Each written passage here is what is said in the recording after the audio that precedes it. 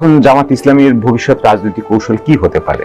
জামাতের ভবিষ্যৎ কৌশল হলো যে তারা সংসদের প্রধান বিরোধী দল হতে চলেছে। রাইট, এখন তারা যে কাজগুলো করবে সেই কাজ হলো এই সরকারের জীবনকে ঝালাফালা করে ফেলবে, সেটা সংসদের ভিতরে বাইরে সব জায়গাতে। তারা প্রথমত 2001 থেকে 2006 সন পর্যন্ত বিএনপি সরকারের যত দুর্নীতি অনিয়ম আছে এইগুলোকে বাজাতে থাকবে। তো সেটা তো ওই মন্ত্রিসভায় তো জামাত ইসলামীর দুজন শীর্ষ নেতা তারা বলবে যে আমরা সেখানে ছিলাম কিন্তু আমরা তো এই কাজ করিনি। কারণ গত 17 মাসে বিএনপি যে কাজগুলো করেছে, মামলা করেছে, মোকদ্দমা করেছে, চাঁদাবাজি করেছে, মাঠ ঘাট সবকিছু দখল করেছে, এটা তো এখন এগুলো জামাতের জন্য ছেড়ে দেবে না, এগুলো তো চলতে থাকবে। এগুলো আবার আওয়ামী লীগের ডেকে এনে ফেরত দেবে না। তো এই কাজগুলো তারা করতে থাকবে এবং এই কাজগুলো যখন করতে থাকবে তখন সংসদের ভিতরে বাইরে তারা এগুলো নিয়ে আওয়াজ তুলবে, প্রচণ্ডভাবে আওয়াজ তুলবে।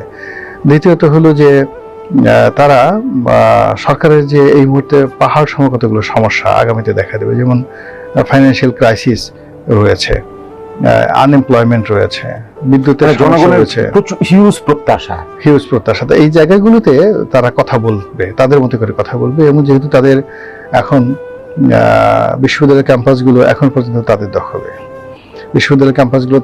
তাদের ছাত্র সংগঠন জনপ্রিয়, তো ওখানে ছাত্রদল যত বেশি তাফালিং করবে, যত বেশি শক্তিমত্তা দেখাবে, তত বেশি শিবির জনপ্রিয় হয়ে পড়বে। ফলে এই যে তারা যে জায়গাটাতে শুরু করলো 68, তারা এই 68টিকে রাতারাতি গিয়ে যদি 168 মানে 168 করে ফেলতে পারে পরবর্তী নির্বাচনে, এটা অবাক হওয়ার কিছু থাকবে না। তো